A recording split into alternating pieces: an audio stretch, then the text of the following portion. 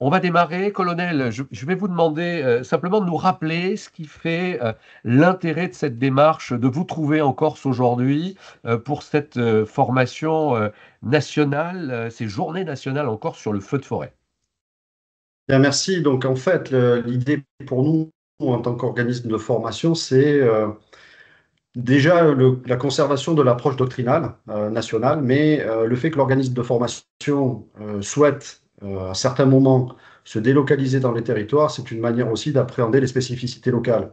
Donc il est tout à fait possible d'avoir une organisation et une doctrine nationale, mais pour autant l'intérêt de se rapprocher des territoires avec leurs spécificités, c'est de faire en sorte que l'organisme de formation cale au plus près des territoires pour que demain, lorsque l'action opérationnelle sera dispensée, eh bien, l'action de formation n'ait pas été totalement déconnectée de ce qu'est l'opération sur ces territoires-là. L'intention pour aujourd'hui et pour ces journées en Corse, c'est de balayer de la formation des acquis, des rétex, et c'est quoi en gros pour Valabre qui est l'organisateur de cette séquence?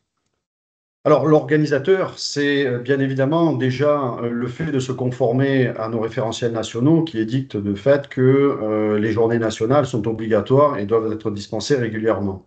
Pour autant, elles pourraient tout à fait être centralisées à un seul et même endroit, c'est-à-dire les faire dans notre domaine de formation, en l'occurrence sur l'entente valable.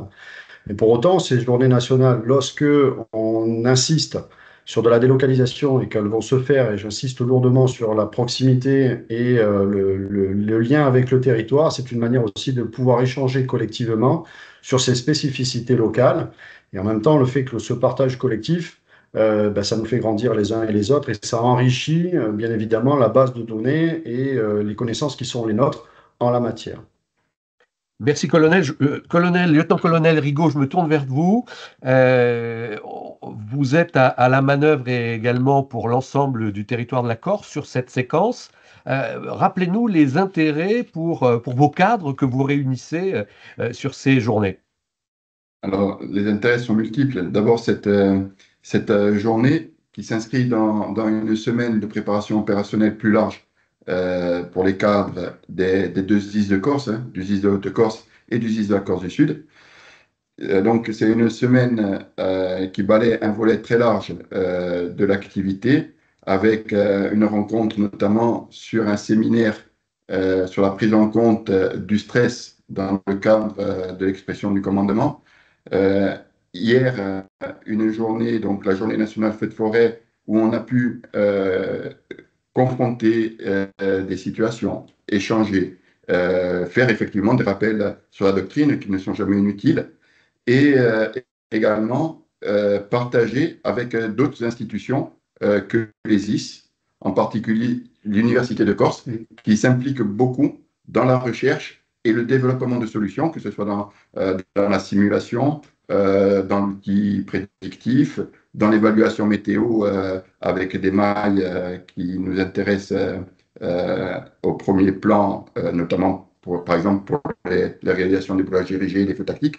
Donc on a pu échanger sur énormément de sujets et avec le concours donc, notamment du contrôleur général Groin qui a pu venir exposer les évolutions doctrinaux, notamment sur l'approche des feux hors normes et la notion importante, en particulier sur un territoire comme la Corse, de la défendabilité, ça a pu donner lieu à des échanges très constructifs et à du partage de positions.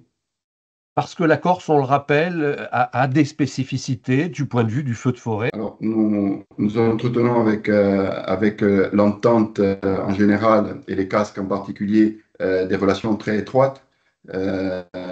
Et je profite de cette occasion pour les en remercier. Nous travaillons déjà à la délocalisation de plusieurs formations.